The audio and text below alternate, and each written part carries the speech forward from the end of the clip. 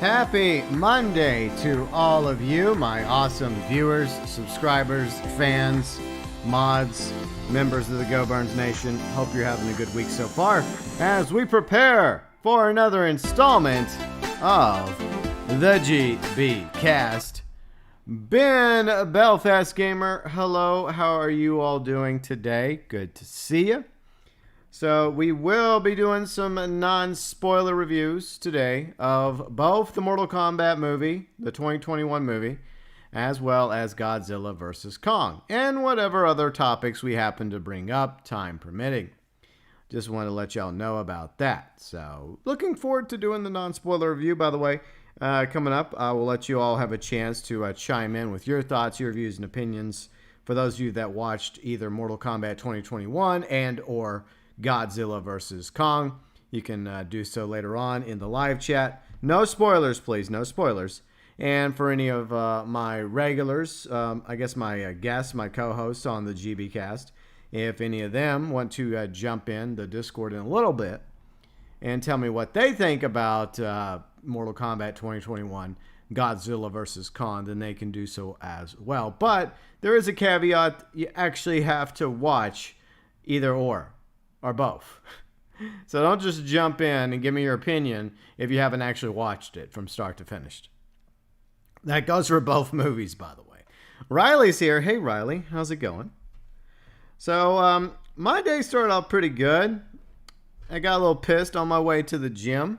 Sinister's here. What's up, Sinister? How you doing? I think today might be Stupid Driver Awareness Day. So I'm going to the gym. First off, I always stop to pick up these things, my smoothies. I usually get two because they last at least a day or two in the fridge. So I'm smart. I like get one in advance. Like I'll get one for lunch today and one for lunch tomorrow. And then that way I don't have to go to the smoothie place every single day. Every other day. Because I go to the gym 3 days a week. UG Outlaws here. Can't stay long today. Dropped a like. Thank you for the like, UG. Hope things are going okay for you. Appreciate you stopping by. Jensen's here. What's up, Jensen? How's it going? So, yeah, that's pretty much my day. Go to the gym on Monday, Wednesday, Fridays, and also pick up some smoothies for my lunches. So, I'm driving down the road, and I can see, like, the drive-through before I turn in. And I see an SUV. I think it was an Infiniti SUV sitting there in the drive-thru. It was the only car in the drive-thru, but it wasn't up at the where you place your order. It was like parked right in front of it. And I'm just going like, really? They're just going to sit there? And I made up my mind, if they're still going to be sitting there, not in front of the speaker placing an order, they're still going to be sitting there by the time I circle around and pull up behind them, I was going to honk at them. Ancient Pharaoh, Dr. Anarchy, good to see you all. Hope you both are doing good today. So, yeah, sure enough, I pull into the parking lot, I go around the building, back to the drive-thru, and guess what? Same SUV is still sitting there. They haven't moved. So I honk at them. And then they slowly move up and place their order. And who knows how long they have been sitting there. At least a minute by the time I saw them and to the point where I pulled up behind them. So right there, that kind of irked me a little bit. I'm like, come on. What, are you just so oblivious to things? Are you on your phone texting? Or you're just, I don't know what you're doing, taking a cat nap where you're not going to just move up and place your order? I'm guessing somebody was in front of them, and when they got their order, they were just sitting there lost in their thoughts. I'm okay with people doing that, but go park somewhere and do that. Don't do that in a freaking drive-thru, okay? It's annoying. Sedan, what's up, Sedan? How's it going? So, yeah, that was one of my pissed off driver stories. I'm sure she wasn't happy at me, but I don't give a care because it's your fault, lady. Your fault. You should have been paying attention. No one was in front of you. No one had been in front of you for at least a freaking minute. So don't be surprised if somebody pulls up behind you and gives you a gentle honk. It was just a quick honk. Honk. That's all I did. Now, if she would have got pissed off at me, I would have said, look, I saw you for like a minute. At least a minute, you sitting there with nobody in front of you. You have no excuse. Let's see, Alexa. What's up, Alexa? Fat's here. What's up, Fat? Okay, so that was my first, incident that I had. And they both happened back to back, basically. Two different drivers, by the way. So I pull up, after I get, place my order. And then after she leaves, I interact with the employees of the smoothie place, and I like them. They like me. I'm a regular, so they know me, and they're pretty cool. And so I'm pulling out, and I'm about to head to the gym because the gym's not too far from where I am, but I have to cross the road. But before I get to the light intersection, there's stop signs, right? There's a stop sign on my side, on the right side, and then right in front of me, there's another stop sign for anyone coming the other way. So I have to turn left, okay? I have to turn left. And Ramking's also here. Hello, Ramking. So I'm at the stop sign, waiting my turn to turn left. There's no one else coming, not to the left, not to the right, not in front of me. And I'm going across, right? I'm turning left, and all of a sudden this truck, this idiot in a truck is coming, the other way. And they don't even bother to stop at the stop sign. They nearly freaking hit me. 2 incidences of stupid drivers today pissing me the hell off. So yeah, after those 2 incidents back to back, I was pissed by the time I walked into the gym. Needless to say, I got a pretty good workout out of it because I channeled that anger into the weights, the upper body, what upper body I could do with my left arm because my right arm kind of shot at the moment. But definitely lower body is all right.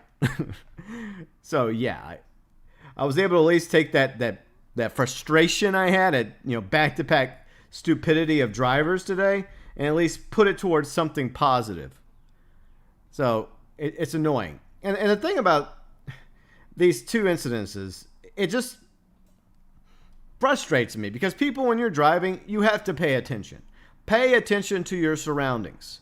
Stop texting. Pay attention to stop signs. Look both ways. Follow, basic traffic rules. That idiot in the truck, one day, he's going to hit somebody.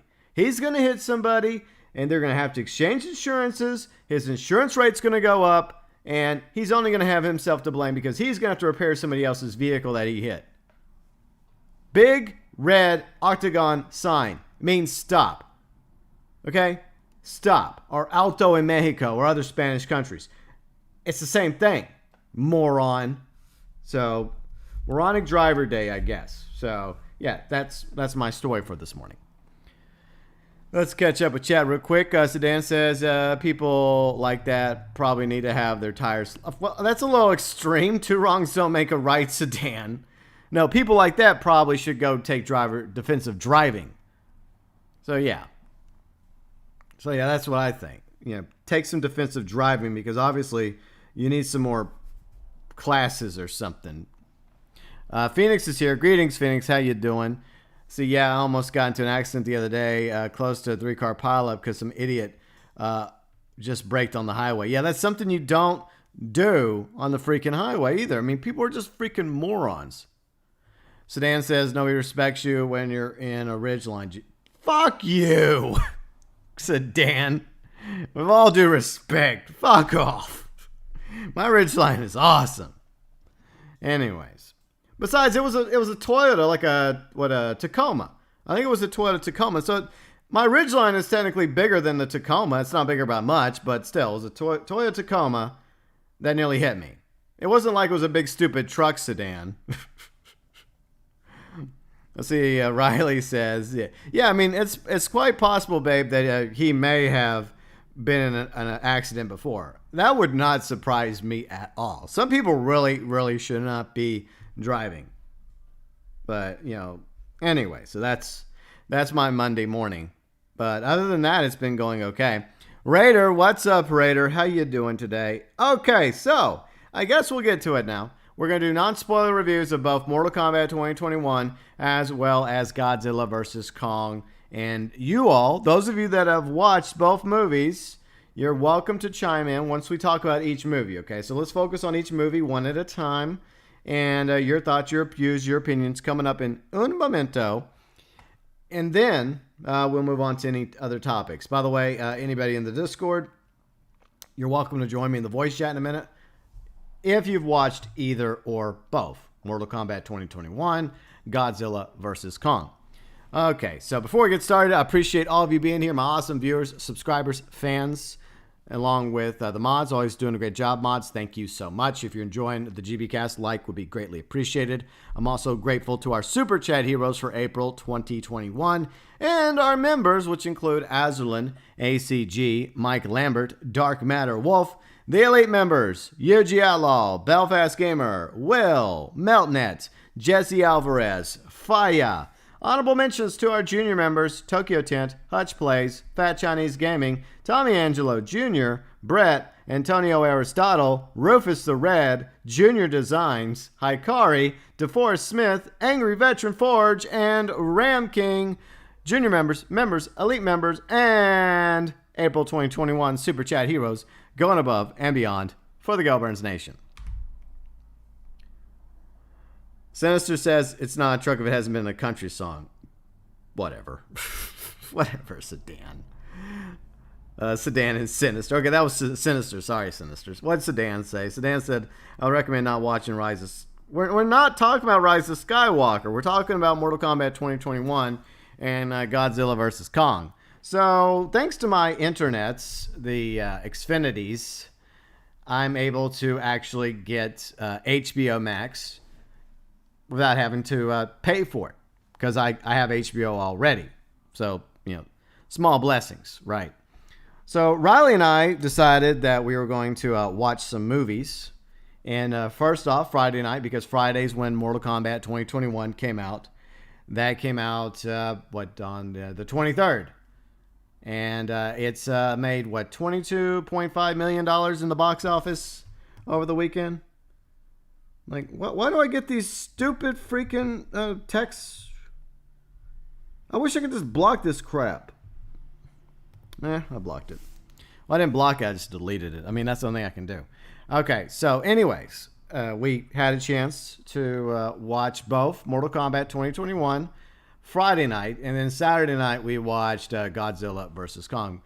And Snake's here. Howdy, Snake. How's it going? Good to see you.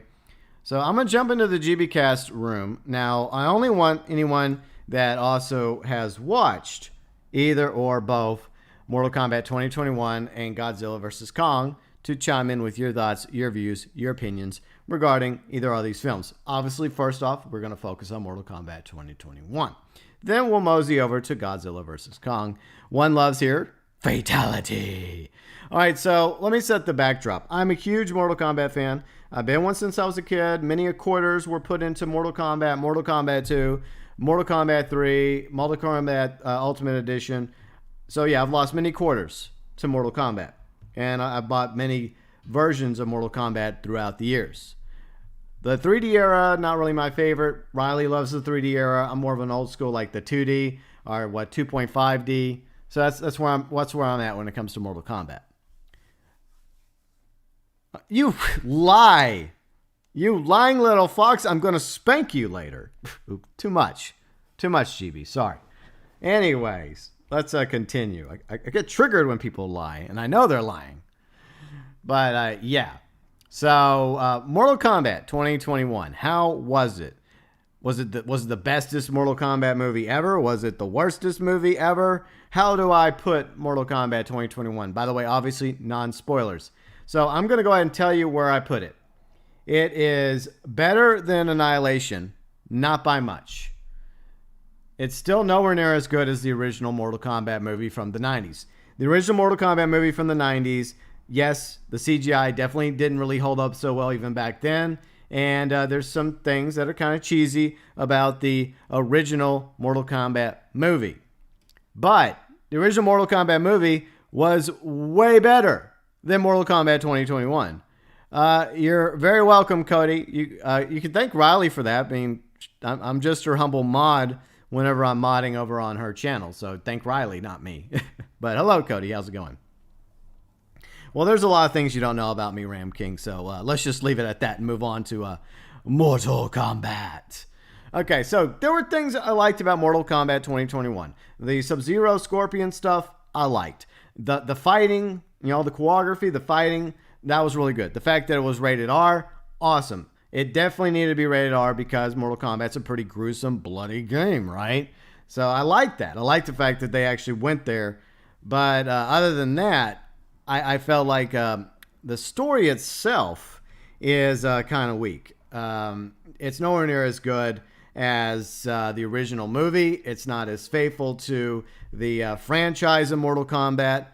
And Extreme Memes is also here. What's up, Extreme Memes? Snake, I got to focus on this first, Snake. We'll talk about that later. So let me focus, please. Okay? I'm focusing. Sorry. Not sorry. Okay, so Mortal Kombat 2021. Most of the casting I was okay with. But the problem is you're always going to compare. And look, this is nothing against the actors or actresses that played the roles. I have nothing against any of them personally. But there's always going to be that comparison between the actors and the actresses in this movie, Mortal Kombat 2021, and then the original Mortal Kombat movie. Now, there's actually maybe one or two that I actually like more in Mortal Kombat 2021. There are. But then the majority of the cast in the original Mortal Kombat, I just prefer them way better. But that's just a personal preference. If you disagree with me, like I always say, be civil about it. We're always welcome to disagree with each other as long as we are civil. That's what matters to me. Agree to disagree because no one's ever going to have the same exact opinion. It's not the worst movie I ever watched, but I do think that the decisions that the writer, directors made regarding Mortal Kombat, there were missed opportunities, and I think it could have been considerably better than what we ended up getting. And I mean, for what it was worth, I think it was a $50 million budget, which is really not that much for a movie. And unfortunately, there are moments where it really, really feels like a $50 million budget movie. I mean, there's some good moments. There's some really good moments. But then there's definitely moments where you're just like, it feels like some people, I think in the comment section, some people said that this felt like a Netflix movie. I can't argue with that. White Fang, what's up, White Fang? Sub-Zero was badass. Okay, Sub-Zero was badass. Scorpion was badass. Those two I thought were great. Because that's where the movie starts, is backstory back in Japan. The rivalry between those two. That's great. That's where I like, those are strengths in my opinion. Like Scorpion, Sub-Zero, I wish we would have had more of that. There's some other decisions they made that I think that they should have tweaked. I don't think they needed to introduce a brand new character. Some of you are aware of that without going into major spoilers, that they introduced a brand new character, which was basically the primary character of the movie, the protagonist of the movie. I mean, there's several protagonists, but I felt like by introducing that character, and once again, nothing against any of the actors, but I felt like it was unnecessary because you have such a huge, vast, rich variety of characters in Mortal Kombat to choose from for this movie. But overall, it did have great fighting. It had some good moments with Scorpion, Sub-Zero, but we needed more of that. And some of the decisions they made, I wholeheartedly disagreed with. The fatalities were really, really good. I mean, they didn't hold back on that. And that's what I'll give kudos to the director and to the producers of the Mortal Kombat movie and everyone that did the effects. But it could have been considerably better. Now, there's apparently talk of them doing perhaps a trilogy. So they have a lot of work cut out for them to improve the new Mortal Kombat movie franchise going forward. There's room for improvement. So maybe, just maybe, the next Mortal Kombat movie in this franchise, if there is going to be a sequel, a second and third one, maybe they'll step it up and maybe they'll learn from their mistakes and they'll listen to the fans and recognize where they zigged when they should have zagged. Because there's definitely a few of those instances that occurred. All right, so let me catch up with chat real quick, and then we'll get to y'all's opinions about this and that. So would you recommend this for a romantic date night film? Sedan, I mean, if you and your partner both like Mortal Kombat, I mean, it will be okay. I mean, it's not like a rom-com or anything. There are some funny moments. There definitely are some funny moments. Meme says, I do have HBO Max, but I don't feel like watching the new Mortal Kombat. I mean, if you have it, I mean, I would watch it. Because like I said, there are definitely moments. There are good moments in it. The music's terrible. It's nowhere near as good as the music from the original movie. And like the new theme, the new Mortal Kombat theme is way worse. The original Mortal Kombat theme was freaking awesome. It's freaking fantastic. So there's a lot that could have been improved upon in the new Mortal Kombat movie. Sadly not. J. Rush, Scorpion seemed nerfed. Yes and no. I think they did a good job of Hanzo at the beginning. They showed how much of a badass he was. But, I mean, I just really, really wish that I wish there would have been more Sub-Zero and Scorpion. Maybe even more like backstory as to why there's this rivalry between the two. And they could always go back in a sequel and explore that a little bit more. They could do like a flashback scene further back, showing, Hanzo, versus Bi-Han, sorry. The Lin Kuei, the rivalry there between the two factions. So they could always go back and do that a little bit further. All right, so let's see where we leave off. Cody, your favorite characters are Raiden and Shang Tsung? Yeah, I like Raiden and Shang Tsung as characters. I preferred the actors that portrayed Raiden and Shang Tsung in the original movie. The two that portrayed Raiden and Shang Tsung, they were okay. Could have been better. But I'm trying not to go into spoilers. That is the problem. Dr. Anarchy says you can never beat the OG movie. The original movie is way better. Annihilation, okay, Annihilation has its moments too, but it's overall hot garbage. I'll be fair, and I will put Mortal Kombat 2021 above Annihilation, but it's definitely not as good as the 95 movie. The original movie is way, way better. Puddin says, I watched Mortal Kombat yesterday. It wasn't bad, but prefer 95. I agree, too. I agree entirely, Puddin, Mr. J. Way better. J. Rush says at the beginning, Buddy was fighting nobodies, which could barely hold his own. Yeah, but you have to bear in mind, J. Rush, that those were Lin Kuei ninjas he was fighting with. Let's just hit the brakes. No more spoils. No more spoils. So that's the way I look at it. But at the same time, it would have been better if we had a lot more Scorpion.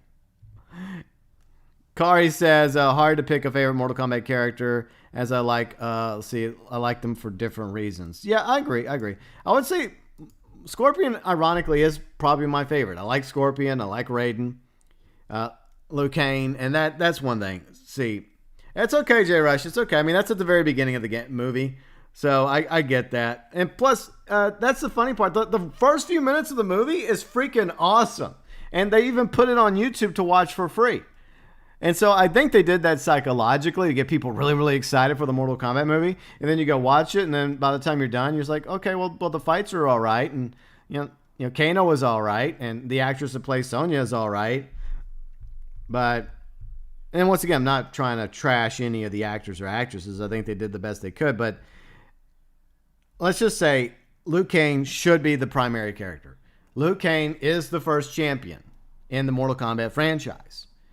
He saves Earthrealm. Spoilers from the original game, by the way. He saves Earthrealm. He defeats Shang Tsung in the original movie and in the original game. Liu Kang should have been the primary character here, not some secondary character. That's what really pisses me off. As a Mortal Kombat fan, Liu Kang should have been the primary character. And that's another reason why I appreciate and respect the Mortal Kombat 95 movie, is because it felt way more faithful to the franchise than this thing. This movie had its moments. Ninja Reptile's better. Well, yeah, but I mean, I kind of get where they were trying to go with the CGI in a lot of places is definitely better in this movie than the 95 movie, but that's kind of unfair because the technology back then in the 90s when it came to CGI, except for like Jurassic Park, wasn't as good as today. So there definitely was some decent CGI with that and with I thought, okay, I'll say one thing. Look, I like the look of Goro in this movie, but I like the character of Goro in the original movie better. And I like how they built up the conflict of just how menacing and how OP Goro was in the original movie. I felt like they did Goro more justice in the original movie than in this movie. That also pissed me off, the way Prince Goro was treated. Sedan says, did the film have a satisfying ending? Kinda. It gets really good near the end, okay? So the middle, there's some hits and misses, but by the end, it does get kind of good near the end, and by the time it's getting really good and you're getting really pumped and finally really getting into it, then end credits. And it hopefully will lead to better movies. Hopefully, if that's their plan, then they can only I hate to say this, they can only do better with a sequel to Mortal Kombat 2021. Then again, we got Mortal Kombat Annihilation years ago, so I'm hoping that they do better. Randy, what's up, Randy? How's it going? Riley says she likes Mortal Kombat 9's Reptile the most. A reptile from Mortal Kombat 9. Okay, cool. Let's see, Hikari says Liu Kang saves Earthrealm in 4 games in a row. Yeah, Liu Kang is the primary character of Mortal Kombat. And he should have been the primary character of Mortal Kombat 2021. I'm sorry, that's just my opinion about it. It sounds like a handful. That's what I'm saying, Ramking. It's just like, even like Angry Joe during his review, like as a fellow hardcore Mortal Kombat fan, he was struggling. He was wanting to give it a good review, you know? He was wanting to. But, I mean, I feel like I'm in the same ballpark as Angry Joe. I have to put it somewhere in the middle. Like, it wasn't a bad movie, but it could have been way better. So I'm maybe thinking like a 4 or maybe at best a 5. There are moments when it's considerably better, but overall, it is unfortunate that there were definitely missed opportunities, and a lot of those opportunities that were missed are at fault. Oh no, they're coming for me. Not happy that I'm giving Mortal Kombat 2021 a low rating.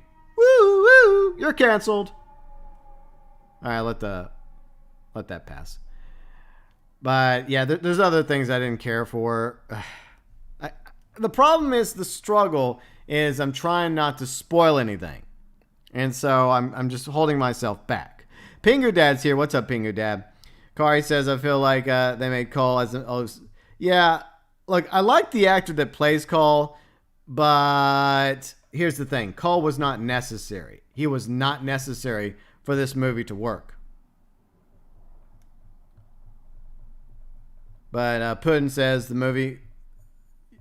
So you think the movie was a 5.1? Yeah, I would say it was average at best. There are moments when it's awesome. The fight scenes, the gore. Some of the actors and actresses are good. I mean, the actress that plays Sonya, the actor that plays Jax, I like him. I liked him from Supergirl. He plays Jimmy Olsen. I think he's a good actor. I'm glad he's getting more opportunities, because, he started on that show, and you're like, yeah, you can only get better opportunities, from there, right? So I'm glad he got a chance to do something else. I like him as Jax. I think he was a really good Jax. The actress that plays Sonya, I like her. I mean, I like the character. I like how the effort they put into it. The actor that plays Kano, I liked Kano. But everything else, well, also the actress that plays Sub-Zero and Scorpion, I like them too. But everyone else is like, meh. Okay, yeah. Not bad, not good. See, Riley, let's see. Shunko would have been a way better character than Cole. No, yeah, he's not. Randy, he's not in the movie. No, he's not. But yeah, it's just a missed opportunity. There were several missed opportunities. Snake says, I cannot come in on Mortal Kombat. I only saw the old movie. The old movie, all right, you're not really into it. I understand, Snake. I understand. Yeah. Well, the Mortal Kombat DC crossover Pingu Dad was a video game. The fighting's good. The fighting choreography is really good, Randy, for the most part. It seems really good to me. And there's blood, there's gore. And that aspect is good. So that feels like Mortal Kombat there. It's just that the story arc isn't as good as the original movie. So that's where it becomes problematic, especially in the middle area. Puddin says the 95 version was way ahead of its time for me. It's still the best Mortal Kombat movie. Puddin J, I agree 100%. If you are a Mortal Kombat fan, the original movie is the best one still. So for anyone hoping that it was going to be up there with the original Mortal Kombat movie or somehow end up being better, well, I hate to disappoint you, because in that 1v1, Mortal Kombat 95 wins. Flawless victory. I'm just saying. Even though Mortal Kombat 95 doesn't have... the CGI is a little dated. And there's some cheese in the original movie, but still, overall, I liked it better. So that's my non-spoiler review of Mortal Kombat 2021. If you have HBO Max, you're a Mortal Kombat fan, you can watch it. I mean, it's there. If you have HBO Max already, you might as well watch it. And form your own opinions, by the way. Don't just go by what I say. Form your own opinions and let me know if you liked it or not. And look, if you loved it, then that's cool. Because everyone has a different opinion about movies that they watch. There's movies that I like that people don't like and vice versa. I mean, I always say this one because this is one that could get me canceled, and I always mention it. People love Space Odyssey. I hate Space Odyssey. Not a fan of Space Odyssey. I have endured that movie twice now, and I will never watch it a third time. I just don't like it. But there's people that absolutely love it. But they have a right to their opinion, just like I have a right to my opinion. Yeah, Randy. Yeah, once you watch it, just let me know what you think about it. Your honest opinion. Snake says, I'm a Street Fighter man. The best movie is still the Street Fighter anime movie. Yeah, I never really was a Street Fighter fan. I've always been more of a Mortal Kombat fan, Snake. Ellie, what's up, Ellie? How you doing today? Okay, so overall, Riley and I mean, I would like for her to at least jump in with that opinion, but I guess she'd rather not, but that's okay. But I'll go ahead and, I mean, I don't want to speak for Riley, but she felt basically the way I did regarding the Mortal Kombat movie, Mortal Kombat 2021. Riley, is there anything I missed that you would like to add? You can add it via the live chat if you want, or you can jump in the voice chat real quick if you feel so inclined. You don't have to, but I think that's pretty much it. Pretty much all my views and opinions about it. I wish that I could have said it was awesome, it was excellent, it was great, made me excited for more Mortal Kombats. I think the only thing that would really get me excited for sequels to this movie is I feel like NetherRealm, like Boone, I think Boone needs to take this over. Like NetherRealm needs to take complete control over this movie franchise. Take it over. That's the way I think they need to do. They can still, I think that they can still save this franchise. It could get better, and like building the theatrical world of Mortal Kombat. It can get better. It can only get better. Hopefully, it could get worse. But I think that the problem is they need to have, like, Warner Brothers and HBO Max needs to cede control to NetherRealm Studios and to Boone. That way, at least you know going forward, you're going to get movies more faithful to the Mortal Kombat franchise and focus on characters that the fans actually want the movies to be focused on. Not some new character that ends up being milquetoast at best. All right, so where do we leave off? Sedan says something being popular doesn't necessarily mean good. Being good doesn't mean you'll enjoy it. We all have different tastes. I agree. You'll be pissed if they have Mortal Kombat in Fortnite. Ellie, I don't see that crossover happening. Riley says now we have the same opinion. See, she and I have the same opinion on it. We both felt the same way. Yeah, the music in 2021's version was terrible. Like the 95 music, especially the theme, way better. It gets you excited from the very beginning. Where Mortal Kombat at the beginning of the 95 movie just really gets you pumped into it. It really does. Plus, the first one had Johnny Cage in it. I'm not a huge Johnny Cage fan, but he is one of the main characters in the Mortal Kombat franchise, and the fact that he was not part of this movie is disappointing to say the least. But you never know. Maybe they'll bring him into the next Mortal Kombat. We shall see.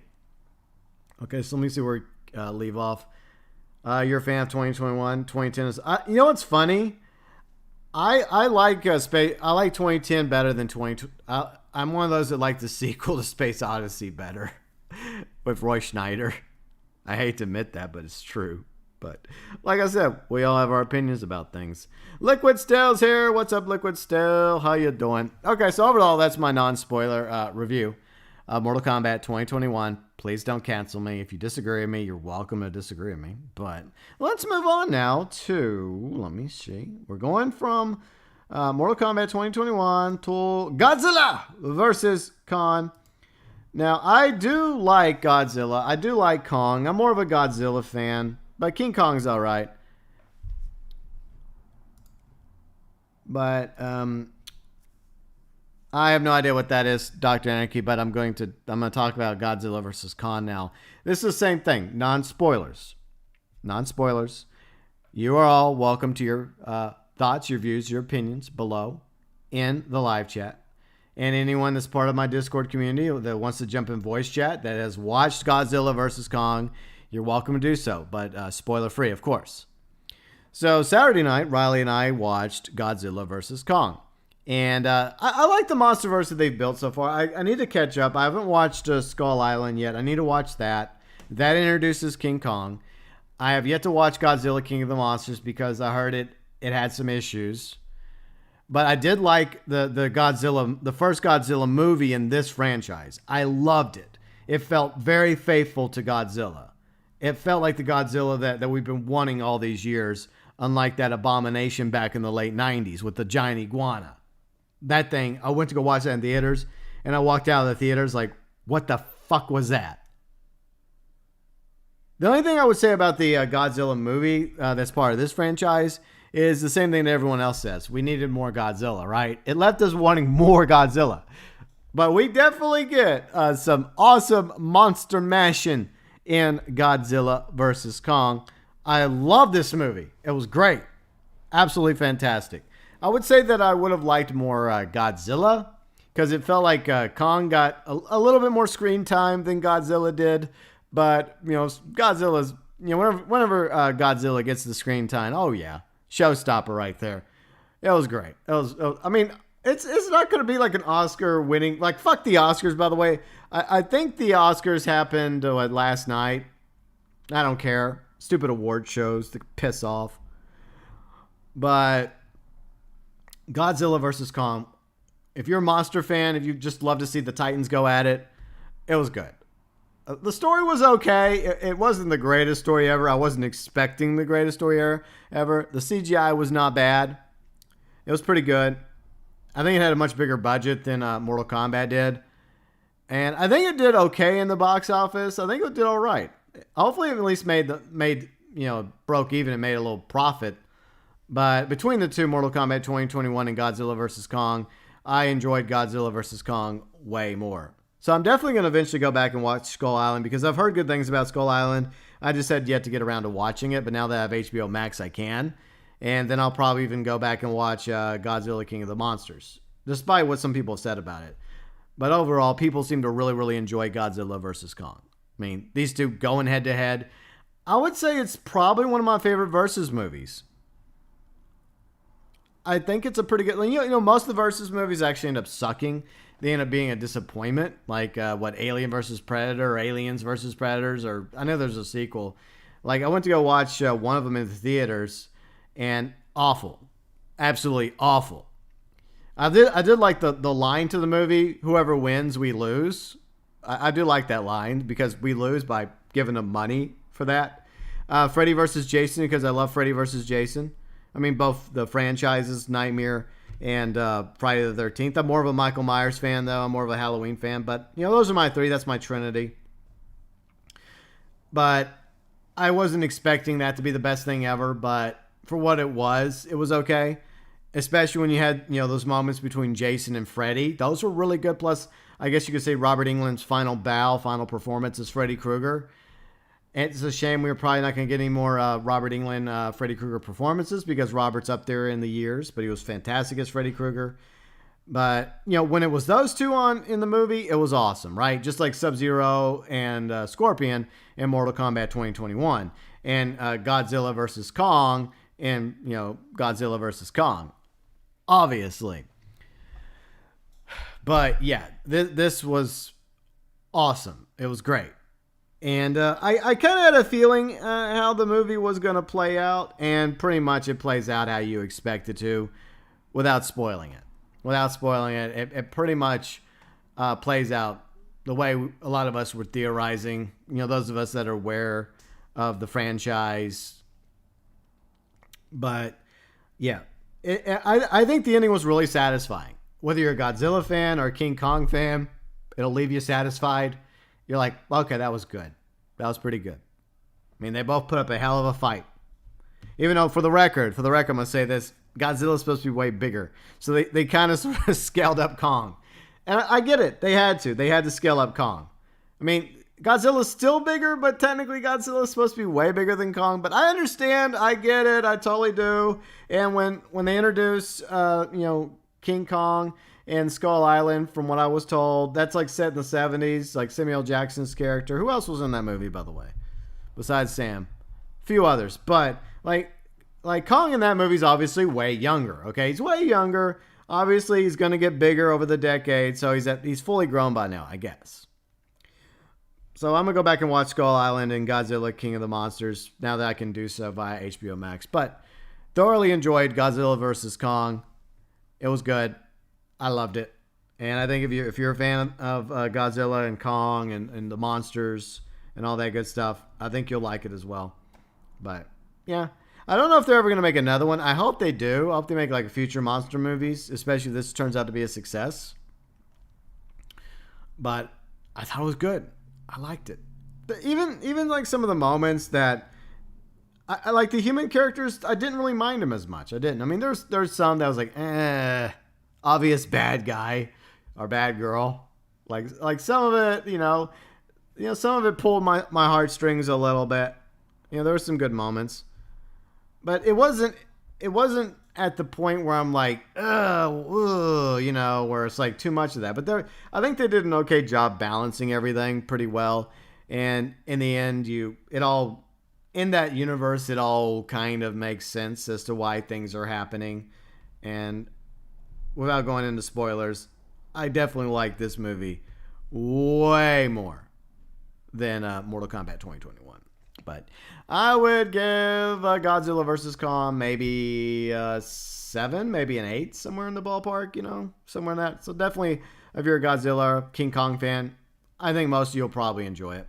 So my non-spoiler reviews of both Mortal Kombat 2021 and Godzilla vs. Kong, both now available on HBO Max. Well, I think Godzilla vs. Kong is going to be going off HBO Max soon. So you may have a day or so or something to still watch it if you have HBO Max. But I believe both are still in theaters.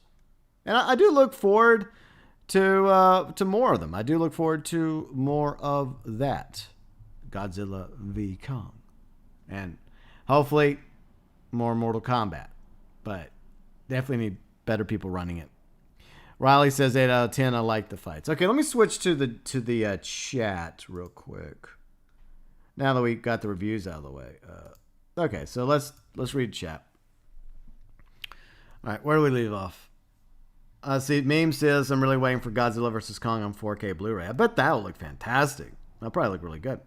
GB hates iguanas confirmed. Fake news sedan.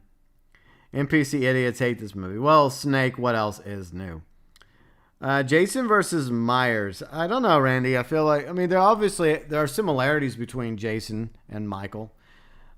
I'm always going to support Michael Myers over Jason, though, because I like Michael Myers better. Besides, Halloween came before Friday the 13th.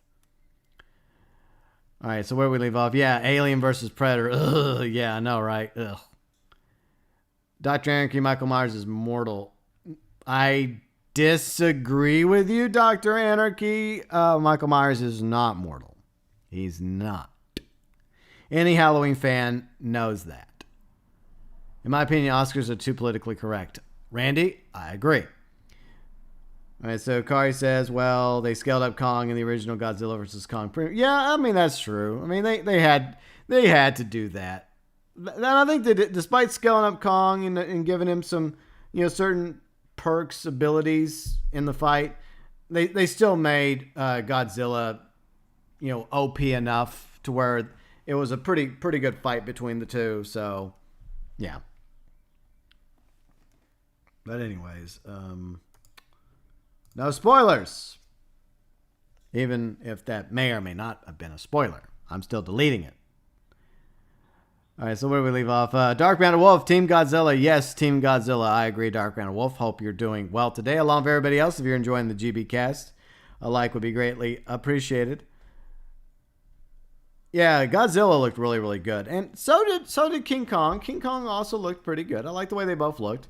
And that's one thing I really enjoyed about these movies is that all the creatures that they featured in these movies look very, very faithful to their counterparts, the original versions of Godzilla and King Kong and King Ghidorah, as well as Rodan and Mothra, etc. So I feel like they've done a good job of that. Unlike the Godzilla movie in the late 90s. Was it late 90s? I think it was late 90s. Oh, It was the same makers of Independence Day, and I like the original Independence Day. Independence Day Resurgence was hot garbage. It should have never been made to begin with.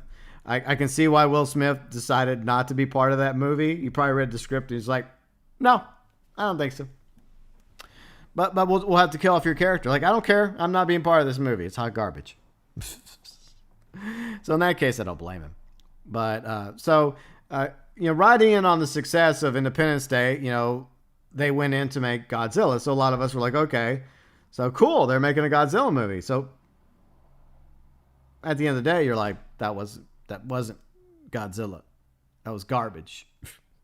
But fortunately, the newer Godzilla movies are way better. Way, way better. Let's see. Meme says if Godzilla vs. Kong released on DVD, are you getting it? I don't know. My problem. Okay, here's my problem. My problem is Riley can tell you this. I have too many DVDs and Blu-rays already. I had a small problem years ago where I over time I bought lots of DVDs, lots of Blu-rays. Well, a lot more DVDs than Blu-rays. TV shows, movies, etc. So I had to stop. I had to quit cold turkey because I got too many. And most of them are collecting dust, and I haven't watched them in years. The truth is I probably need to sell them if I could get anything for them. But yeah, I will not be doing that memes because I had a little problem some time ago with buying Blu-rays and DVDs. True story. Riley can tell you this right now. It's a true story. She can walk into into the guest room and see all the Blu-rays and DVDs I have. So yeah, quite the library. All right. Justice for iguanas. Okay, Sinister. All right, so you're not a horror fan? Well, it's fine, Dark MatterWolf. We all have different tastes, different likes and dislikes. That's just the way we are.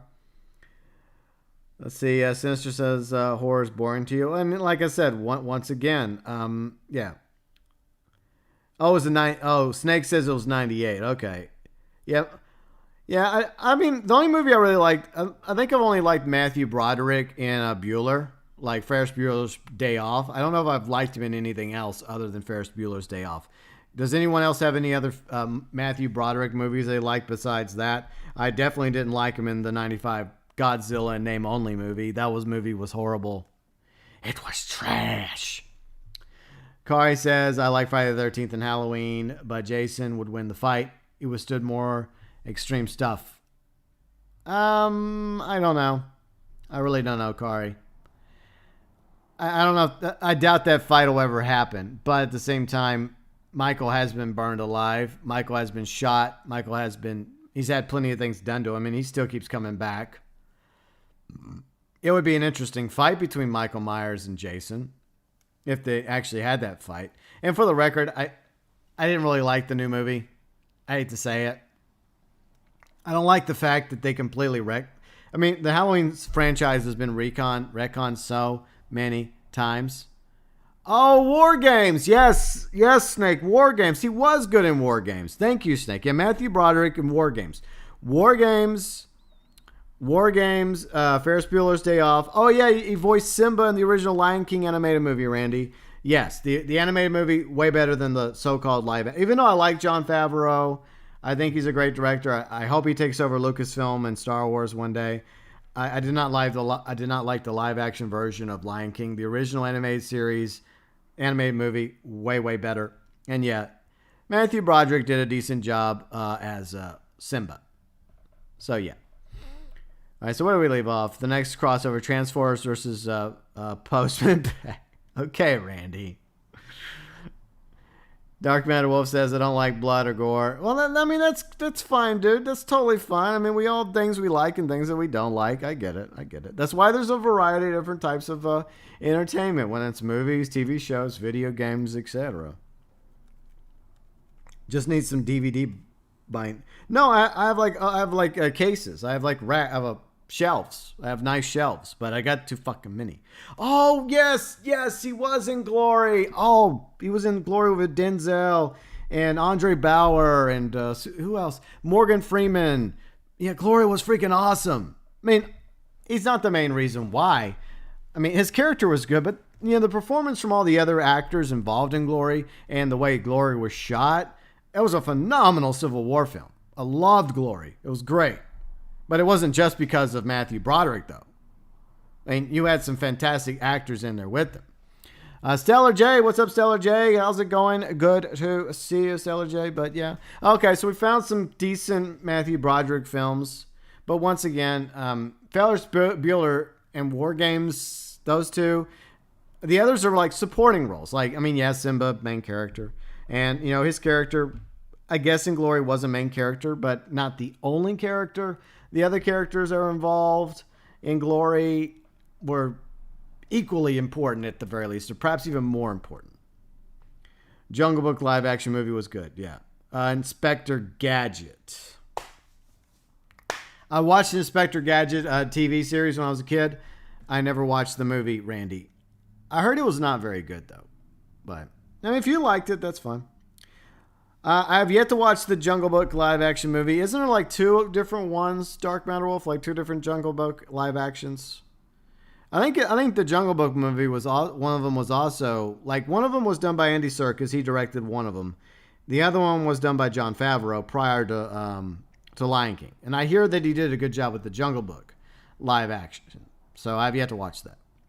Gizmo Freaky with Vince Vaughn. I love Vince Vaughn, by the way. I love Vince Vaughn ever since Lost World Jurassic Park. I love that. But I've yet to watch Freaky. Oh yeah, Cable Guy. But I mean, him and Jim Carrey were good. They had good, that was good. Yeah, it was all right. It's a dark comedy. Cable Guy is just a fucking dark comedy. And some people just like Riley does not like Cable Guy because we were talking about Jim Carrey the other day, and she was like, "Yeah, I didn't like Cable Guy," but it's definitely different. Yeah, but Jim Carrey. No, I mean, no, Matthew Broderick was in Cable Guy, though, Snake. Yeah. But anyways. Stellar J, doing good. Thanks for stopping by to say hi. Okay, cool, Stellar J. Well, thank you for stopping by. I appreciate that. Thank you very much. Stank says Inspector Gadget movie was mad, not as funny or inspired as cartoons. Yeah. But yeah. The cartoon is way better. Way better. Yeah, it's an ensemble cast, Sedan, so you can't just give... I mean, Matthew Broderick's performance was good, but everyone else's performance was fantastic as well, just like everyone I mentioned. And not just the main cast, but the supporting roles too were good.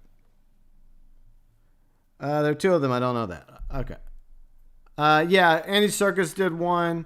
I think it's on Netflix, and then obviously Jon Favreau did the other one. The Halloween 2007 Rob Zombie remake was crap. I'm going to be honest. The only Rob Zombie movie I liked was Devil's Rejects. I thought Devil's Rejects was okay. It was pretty decent. House of a Thousand Corpses, which was his first movie in that franchise. It had moments that were interesting. Always liked Captain Spaulding. And who's the other character? What was the other one? Captain Spaulding and the other dude. They were interesting, especially in Devil's Rejects. And I love the way Devil's Rejects ends. And then Rob Zombie had to go ruin it. He had to go ruin it by making a sequel. There was no need for a sequel, Rob Zombie. No need for a sequel to Devil's Rejects. By the way, I didn't watch the sequel because I heard it was garbage. There was no need for a sequel to Devil's Rejects. That was your masterpiece, Rob Zombie, when it came to a movie. And yet he decided to milk it. And that's what you get, Mr. Zombie. You should have just stopped. You should have hit the pause button. Been like, no. 2 movies. That's it. That's all you needed. Now, if you wanted to do like a prequel, or you wanted to do a movie like called Spaulding and follow the story of, like how he becomes Captain Spaulding. Okay, that's one thing. But yeah. So you never seen Lower... I just couldn't bring myself to... Because I've watched a few more Rob Zombie films after Devil's Rejects, and I wasn't impressed with them, so I haven't really been inspired to watch anything else. Sedan says Matthew Broderick was a decent actor who has taken on a ton of mediocre to terrible roles. Yeah, that didn't really help him out.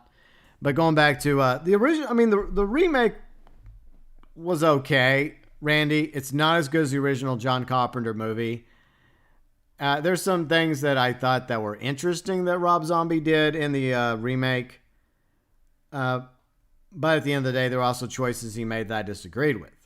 It's still not as good as the original movie. The sequel was horrible. I hated the sequel. Sequel was hot garbage.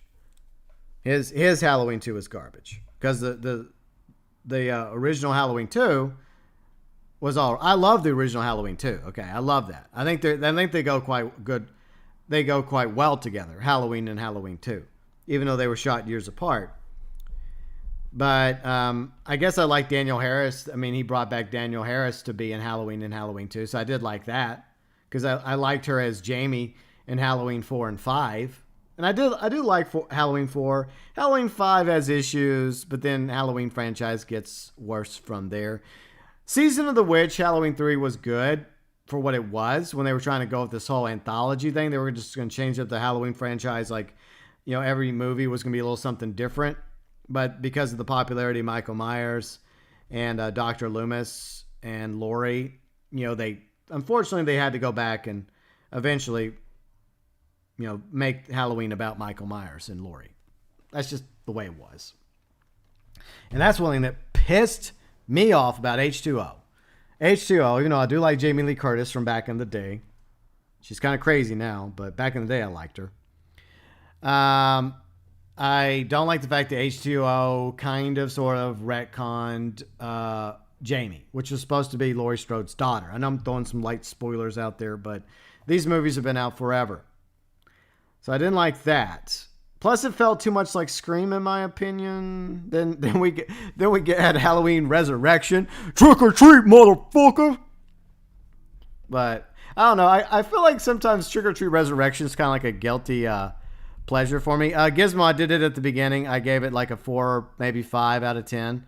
You'll have to go back to the for earlier in the stream because I'm not going to go back.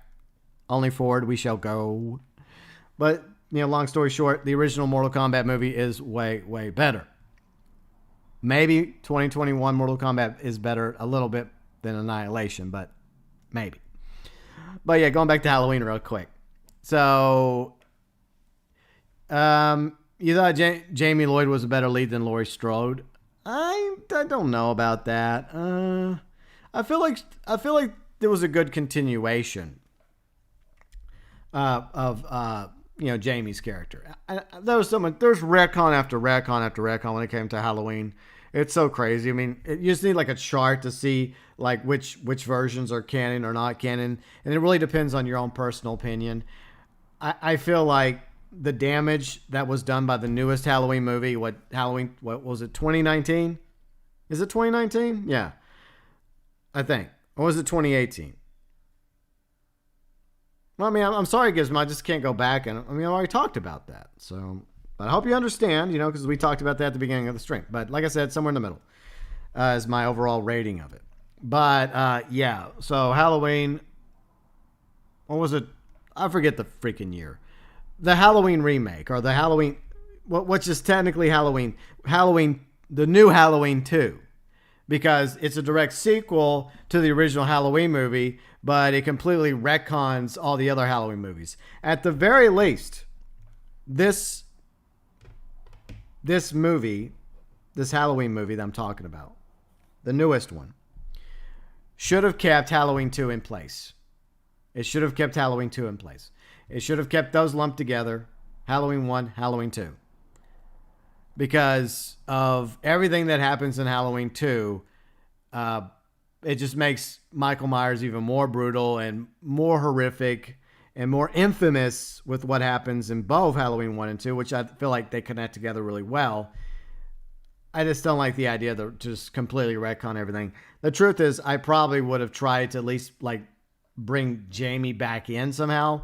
You could still give Laurie 2 daughters, and Jamie would have been with Danielle Harris reprising just like a new version of Jamie, right? Just a new version of Jamie.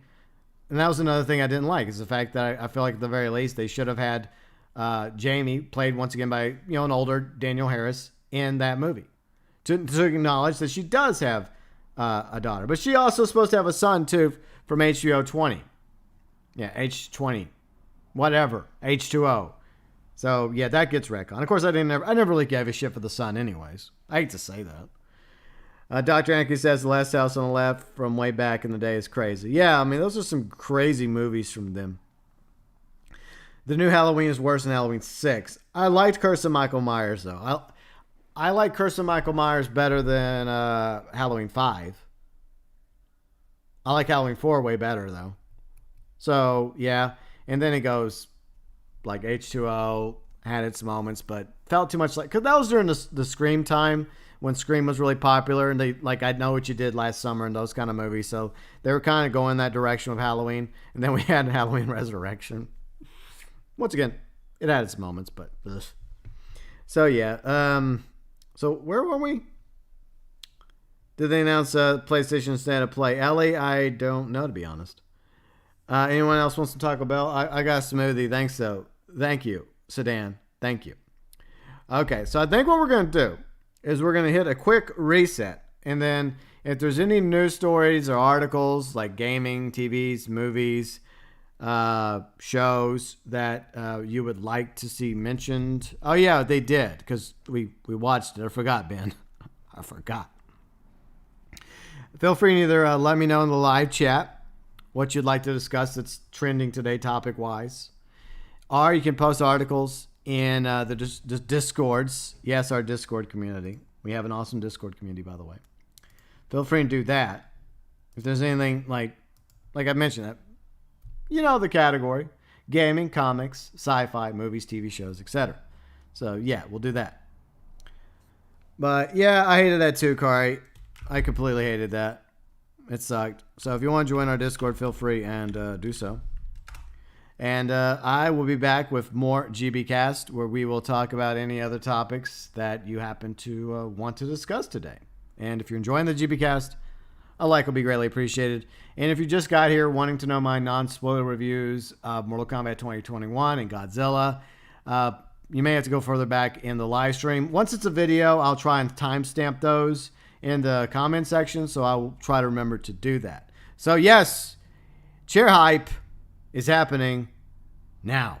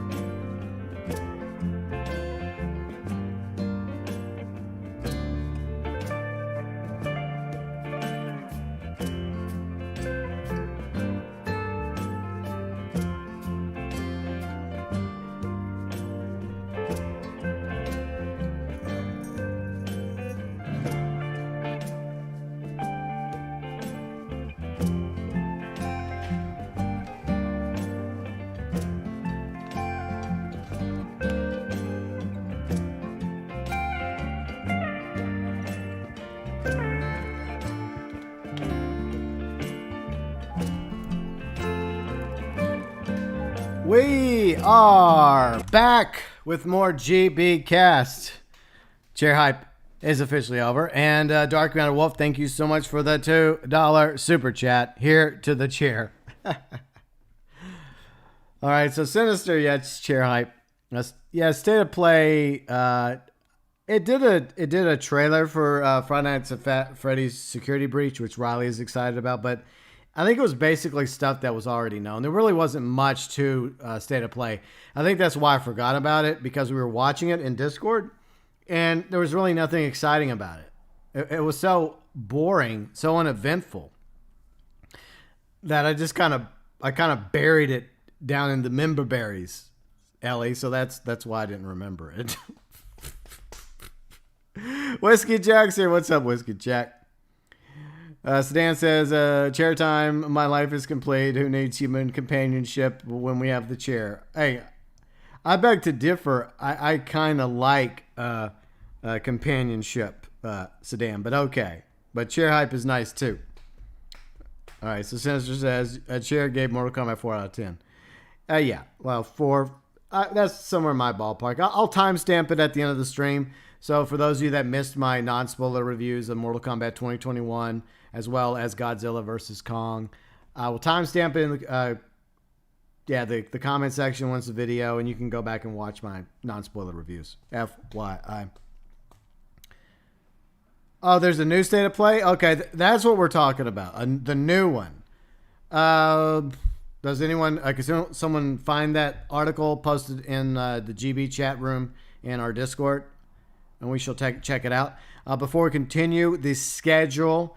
Tomorrow, as usual on Tuesdays, the event week video for the Newswire for Red Dead Online. Then Wednesday, Red Dead Online poker stream. We're going to be on the Xbox on Wednesday. So our monthly poker stream is happening Wednesday. Thursday, a video. Hopefully I have a video idea by Thursday. I'm working on it. And then Friday, our fundraiser stream. At the end of the month, we do our fundraiser stream supporting World Central Kitchen. They do a great job. They help out people affected throughout the world, mainly disaster areas, natural disasters, whether it's in the Americas, Africa, Europe, the Middle East, Asia. You get the idea. They're out there whenever natural disasters strike, feeding those in need, a great nonprofit worthy of supporting, and I'm proud to support them, and we've been doing that for the past several months now. The fundraiser stream on Friday will be Bloodborne. Yes, it's going to get salty. I've never played any of those games, but since it's part of the PlayStation collection, since I have a PS5 now, by the way, we'll be streaming Bloodborne on my PS5, I might as well play them, right? I might as well feature them for each fundraiser stream. We unofficially started that last month with Hitman 3. So we did that Hitman 3 last month for the World Central Kitchen stream last month. This month, it will be Bloodborne. So it's going to be very, very salty probably because I'm going to suck hard at it. And I'm sure a lot of you are going to be very entertained. And hopefully we raise some money towards a very good cause on Friday, supporting World Central Kitchen. For more information about World Central Kitchen, be sure and click on the link in the live chat. By the way, I also financially support this nonprofit, so I put my money where my mouth is. Not flexing, not bragging, I'm just saying it. I wouldn't support something I didn't believe in and didn't research myself, and also wasn't willing to put my own money on the table in order to support. So just wanted to say that real quick. But I do appreciate everybody that has been also helping me support World Central Kitchen as well from the previous donations from past World Central Kitchen streams. Weekend streams, Saturday, Ghost of Tsushima, PlayStation 5, Episode 3. And there will be a Red Dead Online stream on Sunday. I'm debating whether or not to rotate the Sunday Red Dead Online stream between, Xbox and PlayStation. We'll see, because I have Outlaw Ass 5 officially finished on Xbox as well as PlayStation. Still working on it on PC. So there'll be no Red Dead Online PC stream this weekend. FYI, because of Friday's end of the month World Central Kitchen fundraiser stream, we'll be playing Bloodborne. And there'll be a vlog. So over on the vlogs channel, we'll have a vlog. I got to record that. But I'll work on it maybe Thursday. So that'll be up by Friday over on the GeauxBurns Vlogs channel. So I think that's all the schedule for the week, FYI. By the way, if you ever want to know the weekly schedule for the live streams, I'm going to try to keep updating that in the About section of the channel. So go to the About section of the channel. That's where you can find the list of all of you, my awesome junior members, members and elite members, along with below in the description section of the live streams and at the beginning and ending of the videos. It's just another way I appreciate and thank my awesome members, junior members, and elite members. But I'm also going to be updating the live stream schedule weekly over in the About section of the channel. I see Randy says, I got to go. Hope you all have a great day. Thank you so much, Randy, for being here. I hope things are going better for you, Randy. And I'm always happy to be here to entertain you all. I appreciate you all stopping by. And if you're enjoying the streams, likes to my videos and streams are absolutely essential and extremely helpful. I see. Oh, yeah, you're going to stream Ghost of Tsushima again. Did you enjoy it so far, Snake? Did you like it? I know you were mentioning it earlier, but obviously I was focused on Mortal Kombat 2021 at the time. But yeah, the next Ghost of Tsushima PS5 stream will be on Saturday. And that's the way it's going to go for the time being, except for maybe not this weekend, but next weekend. I think next weekend I'll take the weekend off. I got something planned. But anyways, let's see, YLS1. Hello, YLS1. Am I pronouncing that correctly? But anyways, good to have you here. You're welcome. Let's move on to some news. Well, I think Ramking posted this in GB chat in our awesome Discord community. Okay, not sure if you'd take a look at this. Oh, we can take a look at it. No problemo. So let's look at this article. This is regarding Valhalla. This is from PlayStationLifestyle.net.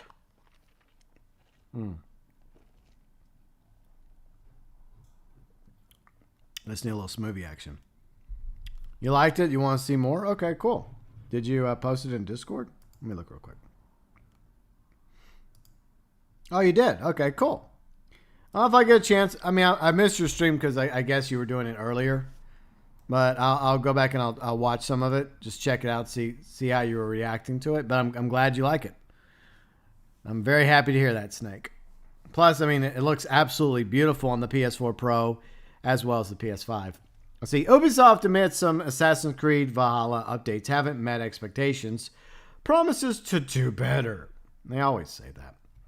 Ubisoft has issued mea culpa with regards to the recent Assassin's Creed Valhalla title update, admitting that some of them neither met players' expectations, nor have they met the studio standards. As a result, Ubisoft has announced that it'll switch to a 5-week release cycle for each of the title updates in order to allow developers to be more thorough. In light of this, title update 1.2.1 has been delayed to April 27th. Wrath of the Druids expansion has been delayed to May 13th. Meanwhile, Red Dead Online and GT Online never know when we're going to get content. Maybe one day. In the same blog post, Ubisoft outlined some known issues that explained why it has taken so long for them to be addressed. Missing fish. What? They found a potential fix at the beginning of April to populate the missing fish across England. This solution has direct impact to existing fauna mechanics. They moved the full fix into June. Okay. Absence of the alderman. The quest has several different cases.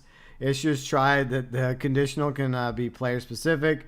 Therefore, you may see fixes in patch notes that may not be addressed to your particular issue with this quest. Rest assured, they're looking into every reported instance. I'm sure they are. The Pig of Prophecy. Oink. As mentioned in the pipeline overview, every issue is categorized based on the severity, impact, frequency. Since the Pig of Prophecy is considered the side content, they prioritize more impactful story progression blockers first. All that said, they have found the solution and are aiming to include it with title update 1.2.1. Okay, so let me see what y'all have to say about this for those of y'all that care. All right, let me go back to chat real quick. Let's see, I don't like some of the restrictions, but overall I like Ghost of Tsushima. Yeah, well, I mean, it continues to get better. You get more abilities and more stuff to do throughout the game. So hopefully you'll enjoy it, Snake. Sedan says didn't meet the standards. Not enough microtransaction sales. Yes, I agree. It needed more loot crates and more skins and more things to try and get money from people. Maybe people are just burned out from the Ubisoft copy pasta games. Maybe. You could be right about that. Ubisoft can get real lazy. Yeah, Ramking, that's something that I think a lot of us have been aware of for quite a while now. Snake says they tried and tested formula of looter shooter shows it's out of date. ToykoTent. Hey, GB in chat. Another live stream on another lunch break. Good to see you, ToykoTent. So, let's see. Dark MatterWolf says I have a lot to say about that on Assassin's Creed. Well, Dark MatterWolf, if you want to jump in the voice chat, you're welcome to voice your opinion. I'll go into GB Cast and anyone else can jump in and tell me your thoughts about it. Feel free. I'm not going to stop you. Let's see. Ben says, state of play. Let's see. See the mysterious Lumbacks in action. Today's Ranch and Clack Rift trailer. Oh, it's on Thursday. Okay, so the next state of play is Thursday, 2 p.m. Pacific. Okay. Well, thanks for the update, Ben. I appreciate that. So, GBcast voice chat room, Discord. Feel free to jump in if you got something to say about Ubisoft or Assassin's Creed Valhalla. What's your favorite Assassin's Creed game? Where would you like Assassin's Creed to go in the future? Do you think that they should take a nice long break from Assassin's Creed? Probably not.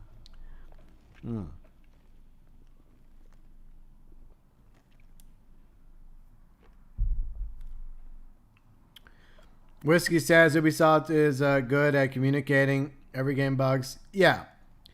Well, I will say that. Okay, so Dark MatterWolf's not home at the moment. Okay. But I will say this, Whiskey, about Ubisoft compared to, say, Rockstar. They are better at that. You know, a lot of these developers at the very least put out roadmaps. They do a better job communicating with their fans. Most of them do. And they try to at least keep some sort of interaction between them and the fan base, and in order to have some level of transparency and communication, which I think is essential and key, Rockstar is more missed than hit in that particular category. Sedan says, speculation, what game would you like to see announced most, or at least get more info on? I think E&E would be my pick, maybe Far Cry 6. Okay, cool. More smoothie for me. Mm-hmm.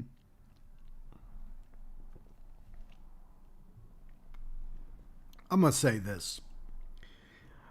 I don't see the point in slapping Assassin's Creed on every one of these games that they've made so far. I really don't. ToykoTent says I'd have to say Assassin's Creed 3, Assassin's Creed Black Flag are your favorites. Yeah, Black Flag's probably my favorite. Argue me like the pirates see. And Tay Daniel, by the way, was streaming some Black Flag last night. I was watching a few minutes about it. Ben says, if you don't care about Ratchet, I say don't bother with the state of play. Okay, so that's like their big to-do. That's their highlight. Okay. Well, yeah, probably won't bother them. If you're a Ratchet and Clank fan, cool. Never really was for me. This is what I think they should have done. They could have set Valhalla. I mean, I realize. I know Whiskey and I talked about this the other day. Okay, I know, Whiskey. You don't have to bring it up again. I know. Ethan, what's up, Ethan? How's it going?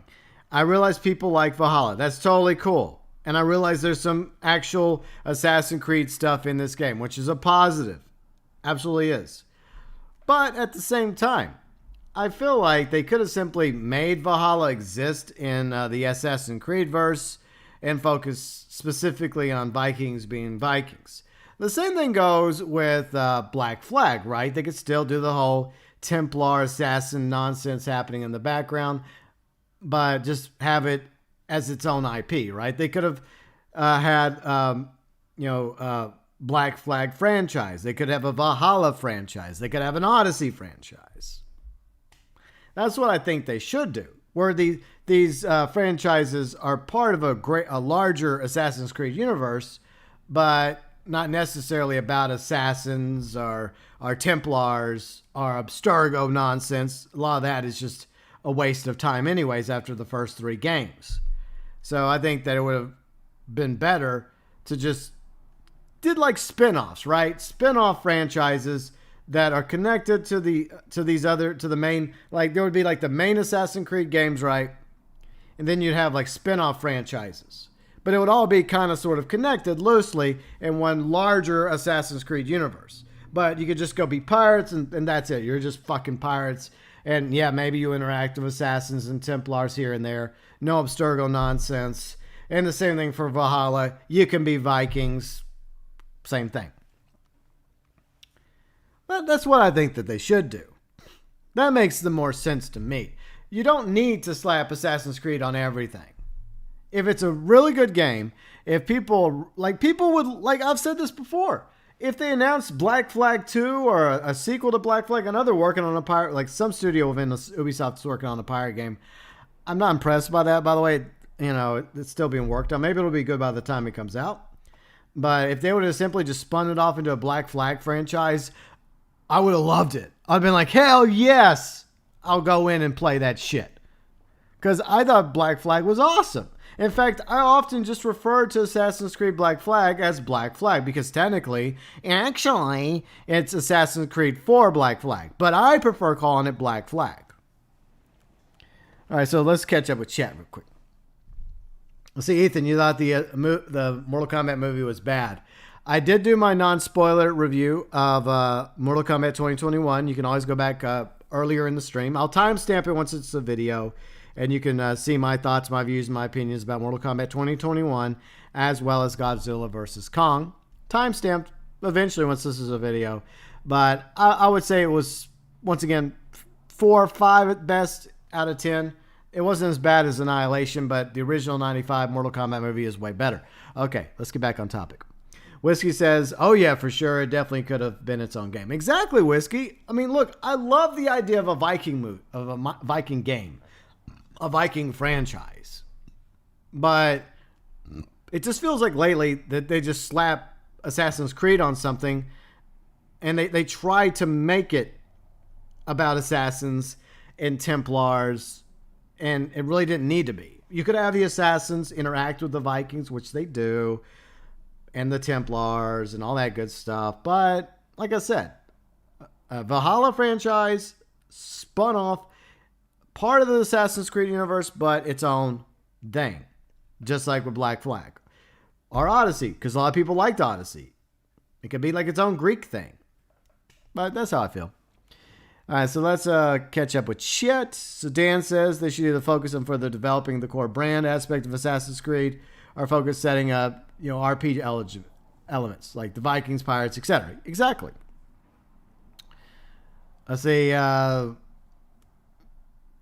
okay, Snake says, I'd say Odyssey, Origins, Valhalla should not be part of Assassin's Creed, but separate games. Yeah, exactly. I mean, on their own, people love Odyssey. They love Origins. They love Valhalla. But just like with Black Flag, I mean, they could have spun these off to be their own thing. And still be connected loosely in the rest of the greater universe of Assassin's Creed. Sedan says, I, for one, would be more interested in a game like Valhalla if they dumped the Assassin, Templar, and Abstergo. Yeah. I feel like it's a distraction. It's not necessary. There's already enough interesting lore and history and all that other mythic stuff regarding Vikings and things during that era in that region of the world where it stands on its own just fine. See, Ethan says Black Flag has nothing to do with RPG elements. Yeah, that was prior. That was prior to all the RPG stuff. You're correct, Ethan. Ishmael. Sedan says maybe if they weren't pumping them out, like, yeah, they just pump them out and they just slap Assassin's Creed on everything. It just, I feel like overall it hurts the Assassin's Creed brand. I really do. Sedan also says Ghost of Tsushima is basically what would happen if they stopped putting Assassin's Creed branding on everything. Yeah, and that's something, ironically, that myself and many other Assassin's Creed fans were wanting for the longest time. They were wanting a feudal Japan Assassin's Creed because it made sense. Ninjas are assassins. And therefore, you could connect ninjas to the Brotherhood of Assassins, right? It's a obvious connection there. You could make that work. But for some reason, Ubisoft never wanted to go there. But Sucker Punch is like, you know what? We'll go there. We'll make our own feudal Japan video game. And at the end of the day, far better than what we've gotten lately from Assassin's Creed and Ubisoft. Ghost of Tsushima is freaking amazing. It's freaking amazing. It exceeds the expectations that I would have personally had for an Assassin's Creed feudal Japan game. That's just how I feel about it. So I'm glad that they never bothered, because it gave Sucker Punch the opportunity to go into a place that Ubisoft and others weren't going to go, and they made it their own. So props to Sucker Punch. A fantastic studio, by the way. Fantastic. Probably one of my favorite studios right now. Whiskey says... Black Flag, I did like Black Flag, but it has problems, if you've noticed. Okay. You could have said hello first, Ramking. I did. I thought you heard me. I didn't. I was rambling. But anyways, Ramking's here. Well, I'm hello, here now, Ramking. so How are you doing today? Hello, GB. Okay. I'm doing very well. Okay, so I'll let you talk a second. Let me catch up with live chat, then I'll give you the floor. Okay, so Whiskey says Ubisoft putting Assassin's Creed on Valhalla is equivalent to Rockstar putting GTA title. I mean, yeah, there is that too, but at the same time, I think that they could simply go in their own direction.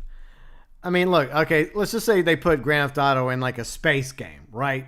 A lot of us would be like, this is a space game, Rockstar. You could create your own unique space game IP without slapping Grand Theft Auto on it. I think that's the comparison I would probably go for there. Let's see, Ghost Recon series is way too formulated. Okay, that's a little off topic. Well, I mean, I guess that's to tie into Ubisoft and their formula and how they do things. Origins is a great story, and Creed Brotherhood. Okay, Dark MatterWolf, I'm glad you liked it. Origins is the best Assassin's Creed game. And Ethan, you have a right to that opinion. People love Origins. I like Ancient Egypt, by the way. I like it just fine. Hikari says, never was into Assassin's Creed, was more of a Prince of Persia fan. Riley says, Sucker Punch is GOAT. I agree, my dear.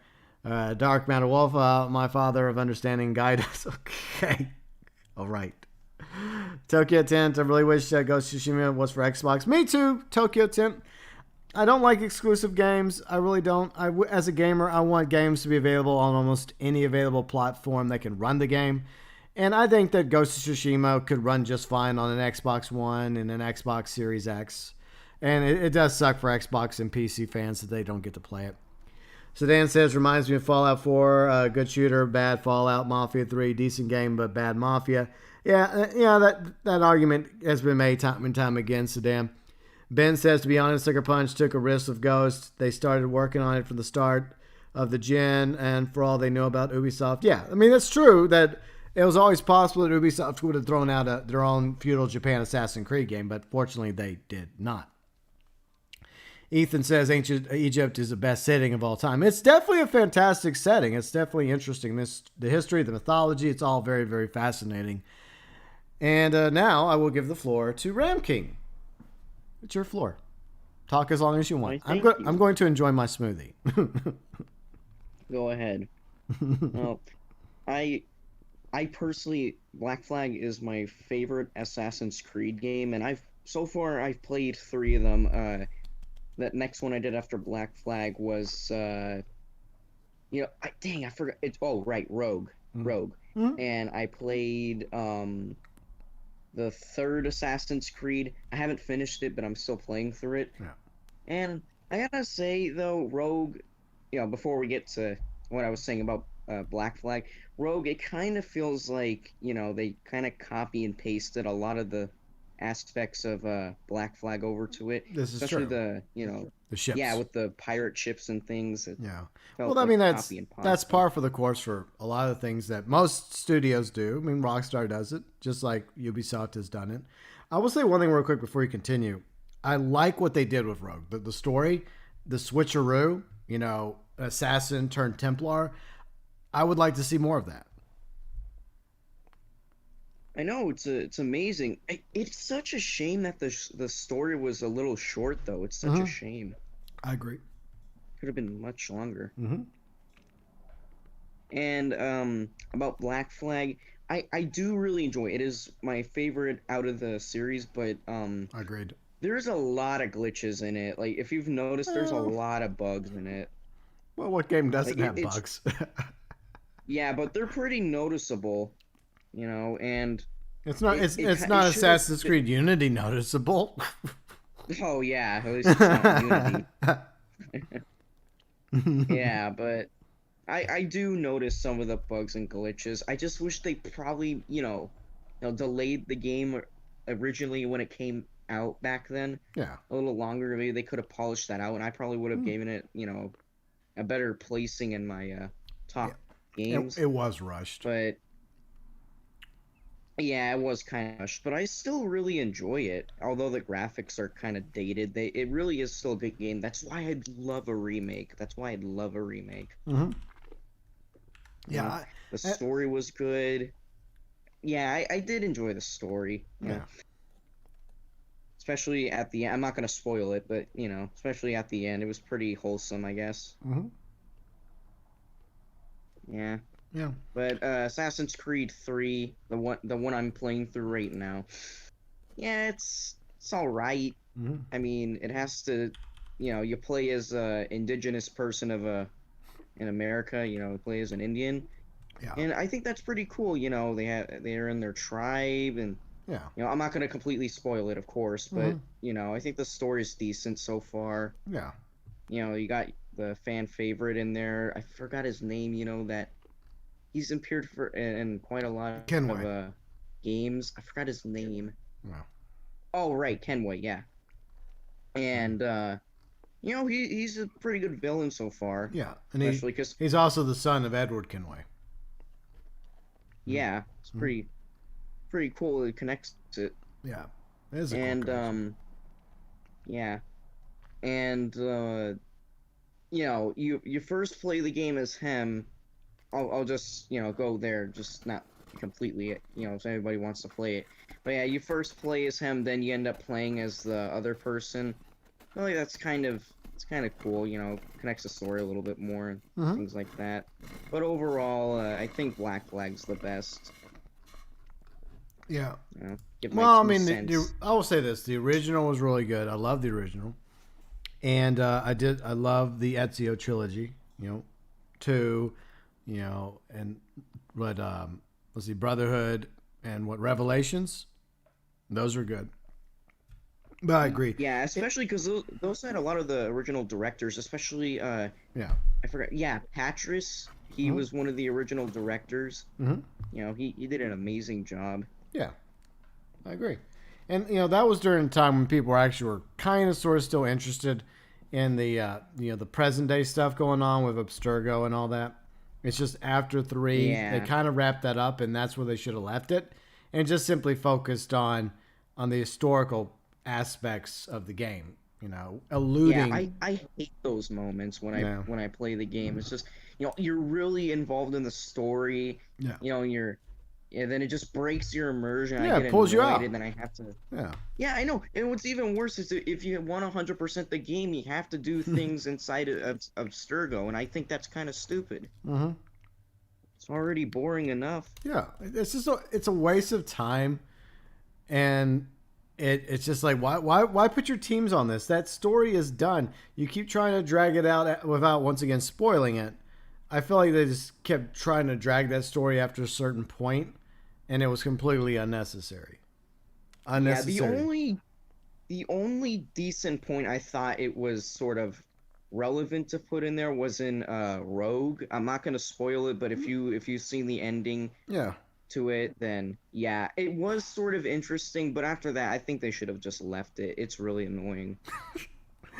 Sedan says, I bought this game to stab people in history, not walk around an office building. I agree, Sedan. Exactly.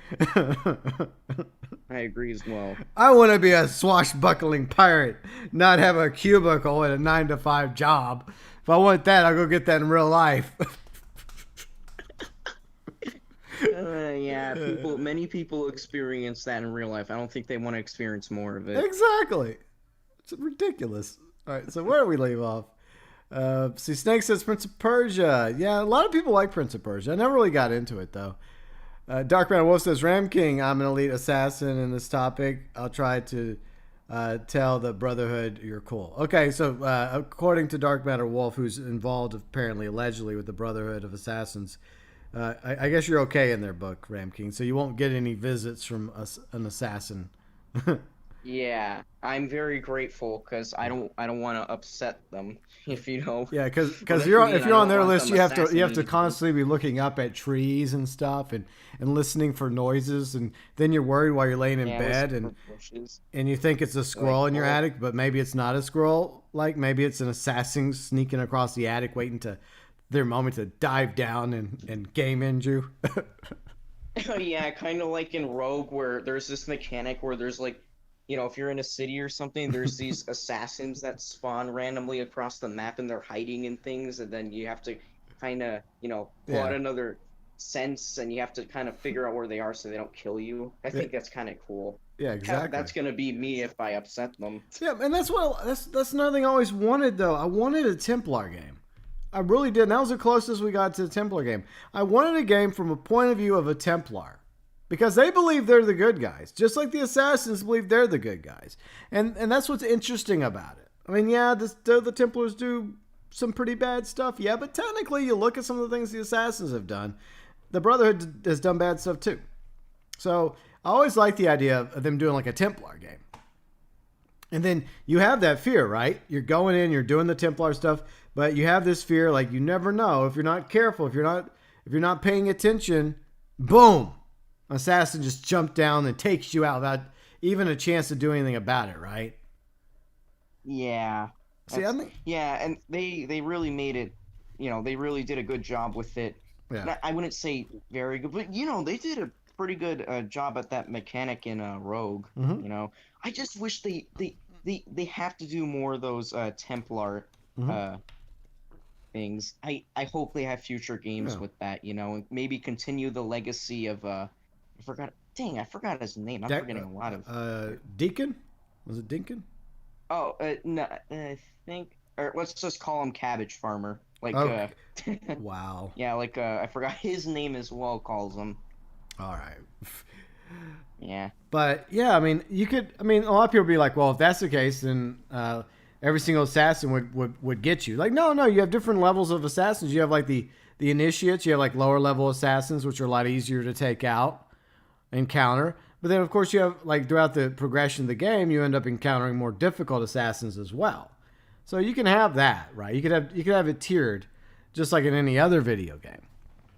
Where, like, early on... That would be really cool. But they kind of didn't really do anything like that. They kind of just had the same old, AI doing its thing, just hiding in bushes and things like that. There wasn't really anything different to it. Yeah. Snake says, I tried the demo of Liberation on HD on PS3. I hated the invisible wall. And it's illogical. You can't... Yeah, that kind of stuff. Like, when you have a game like Assassin's Creed, you expect to be able to parkour almost everywhere. And whenever issues like that occur, and you're sitting there going like, but technically I should be able to parkour this. Like everything else in the game. Immersion kind of sort of gets ruined in that regard. Sedan says it'd be cool to have a good cop, bad cop Templar game where you make some actual choices on how things play out. I agree. I mean, you start off as like an initiate to the Templars, this young up-and-comer that has impressed the Templars. And then maybe your base gets attacked by, no, not Desmond. No. It was the main character of Rogue. Not Desmond. Desmond's the main character. Well, one of the main characters, like in the present day stuff. Yeah. But going back, isn't Desmond in 3? Yeah. Well, I'm trying not to. I know it's an older game, but I'm trying not to spoil how it ends. But yeah, that's the Storgo stuff. But like, say you're like a lower level, a Templar, and you're not really on the assassin's radar, you personally, but other Templars are. And so one day you're at the Templar base you're at, and all of a sudden, boom, it gets attacked by assassins, right? And you just see them just jumping down, just destroying Templars left and right, and you're having to escape, right? And you maybe have like like a one of the pieces of Eden, right, or some sort of artifact, and you've been tasked with the Templar master of that building or group to get the fuck out, right? And you have to get the hell out of there while the Templars try to hold off the assassins. And the assassins are just, you can see how scary and just, powerful the assassins are, and the fear in your fellow Templars' eyes, knowing that they're going to put up a brave fight. But, in the end, it's futile because they've been caught off guard.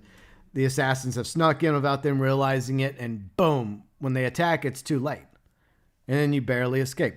Oh, yeah, Shea Patrick Cormac. Yes, that's who we were thinking about, Sedan. Oh, right, that is him. That is him. Right. Yeah, him. Shea. Yeah, I mean, in all fairness, there's been so many protagonists, you sometimes get them confused. Yeah. All right, Sedan. So many characters. Yeah, Sedan says you could have a reputation system. Doing more aggressive actions could make the Brotherhood more upset. Exactly. So you could have like consequences of stuff, and as you play the game, and maybe as you become more, your notoriety increases in the Templars, then the assassins start to become more and more aware of you. And when you start to become like on their bullseye, then of course you start to become more of a priority for them to take out.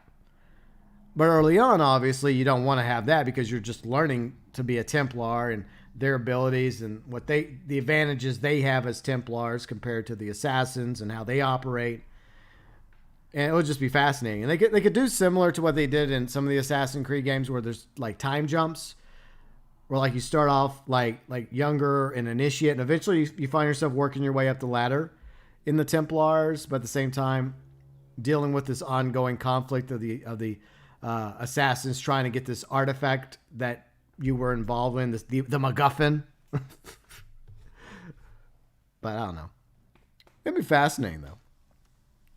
Dark Brown Wolf says it was more about Desmond's family bloodline. This is true. And the moment, I can't spoil it though. I mean, that's the problem. I try not to, but it is an older game. I mean, let's just assume for the fact that most of you know how Desmond's story ends in at the end of Assassin's Creed 3, right? Yeah. Is it Assassin's? Yeah, it's Assassin's Creed 3.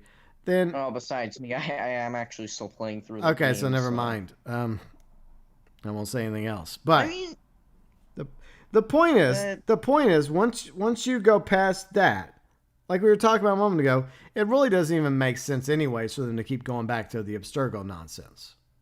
It doesn't. It really doesn't. But anyways, let us move on to at least one other topic before we call it a day. All right, so since the Oscars was last night, most of us probably don't care about the Oscars. I don't care. Most of you don't care. Because the Oscars, self-gratifying, look at me, look at my awards. Oh, I'm so awesome and super and special. And let me give a speech, virtue signaling and talking about how we're better than all of you and how we care more about all of you and we care more about the planet, even though we're riding around in limos and in private jets and sitting on our nice yachts. I'd never understood award ceremonies. Seriously, like, what's the point? It's just somebody else's opinion in quotes, academy. Yeah. It's just somebody else's opinion. Like, what's the point? It's just ridiculous. I hate those things. Well, I mean, it's not enough that they get paid millions of dollars, right, to be in these movies or make movies. They also have to have a nice trophy because we're all like, look, trophies are cool when you're younger. Trophies are cool when you're like playing some like pee-wee football or the t-ball or bowling. When I was in youth bowling, I got trophies, I have plaques. Or when you're doing like middle school track, I did half mile on the mile. I got one of those. I got 4th place, 5th place. I never was the top 3, but I always ended up getting some ribbons for my trouble because I was decent enough to get some ribbon action. But yeah, I mean, it's their special opinions, exactly, Sedan. But they need those awards, those trophies to make them feel better about themselves, in the grandstand and to have their moment. So.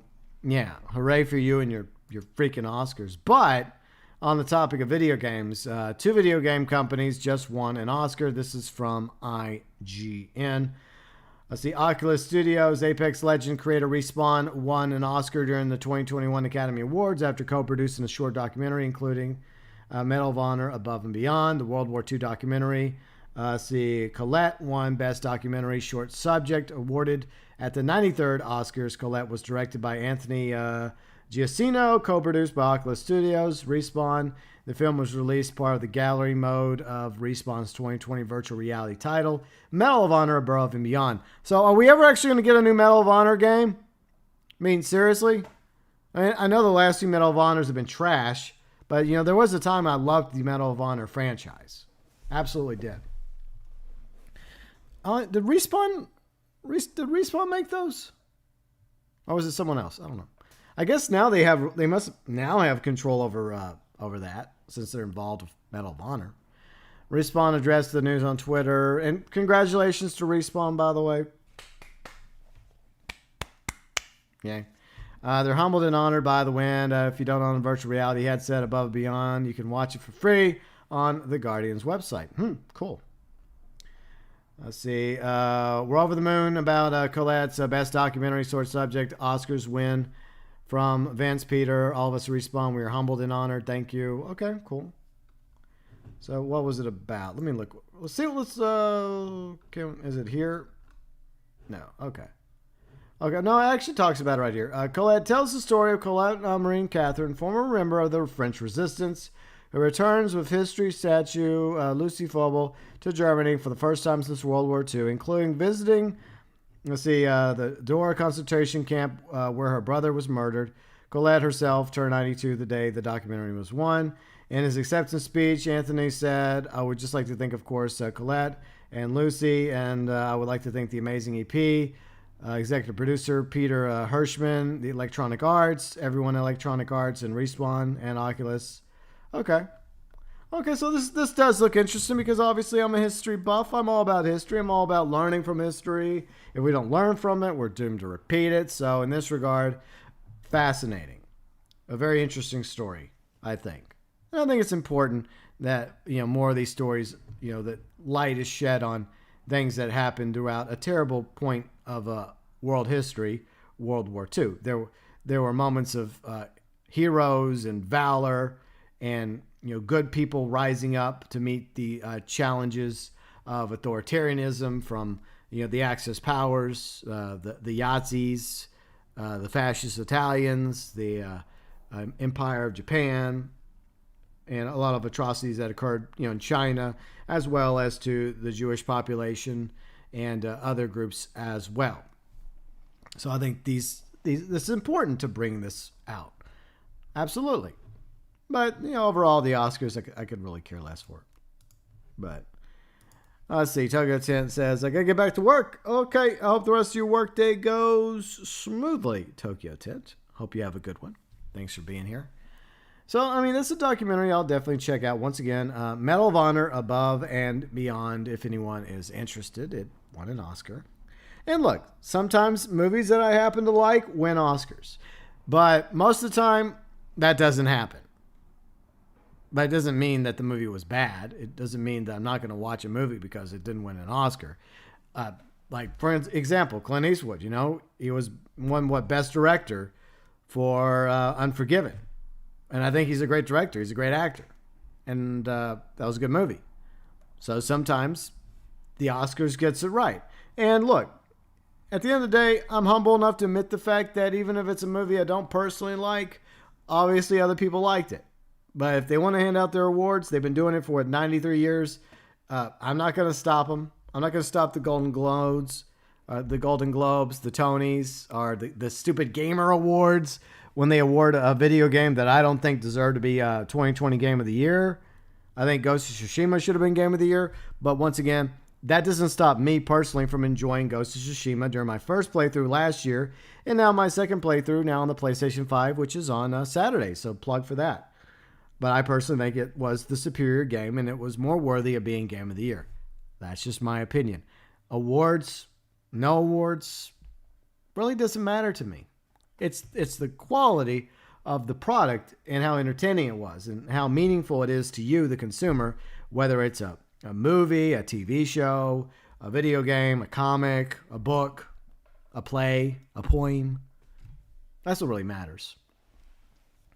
Anyways, any final thoughts, Ramking? Anything else you'd like to bring up before we call it a day? Well, the real question here is, where's Titanfall 3? I swear that franchise got screwed so badly. Like, I heard so many good things about Titanfall 2, but EA decided to release Titanfall 2 in between COD and Battlefield. I forgot which two CODs and Battlefields. Obviously, those franchises are way bigger.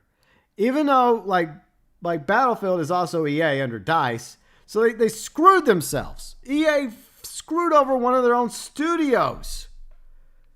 And of course, now they know. Yeah. They should have released it, sometime else, but that time. Oh, it's a shame. That's a really good game. Yeah, what they should have, if EA was paying attention, if they actually, cared, and I think that they should have, because, I think Titanfall 2 would have been good. I mean, people enjoyed it. I mean, I think Carrot gave it a great review over at ACG, and so did others. And it was just a timing thing. It was a terrible timing issue. And they should have looked at it and been like, okay, we have this really good game in Titanfall 2, but at the same time, we're also trying to get out the new Battlefield against COD.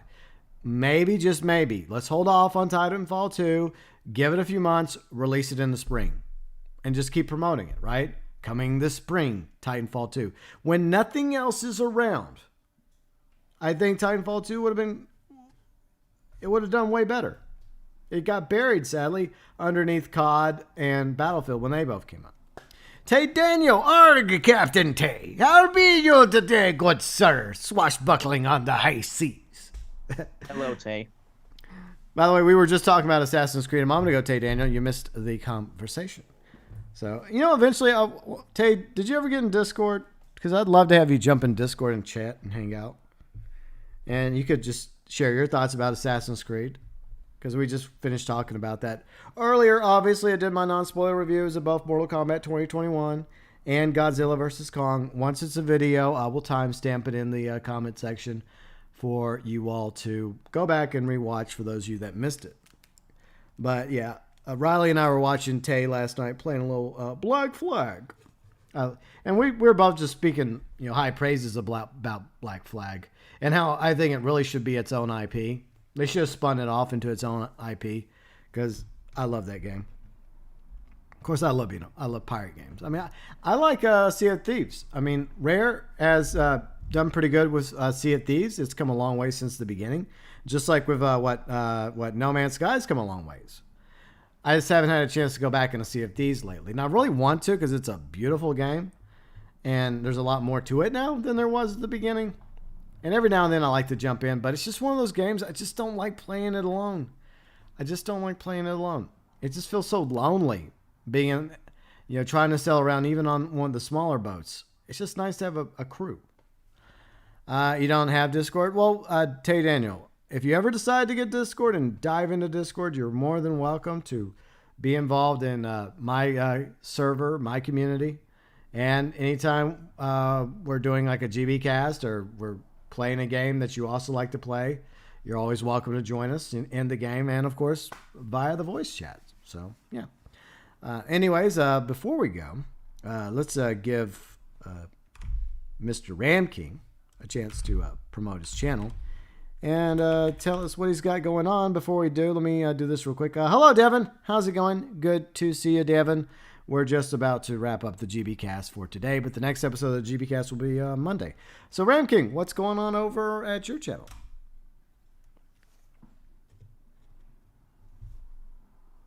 Okay. Ramking left. Anyway, so Ramking left. I don't know what happened with Ramking. Oh, he's back now. Sorry, I'm back. I had an internet hiccup. Okay. Yippee. Okay.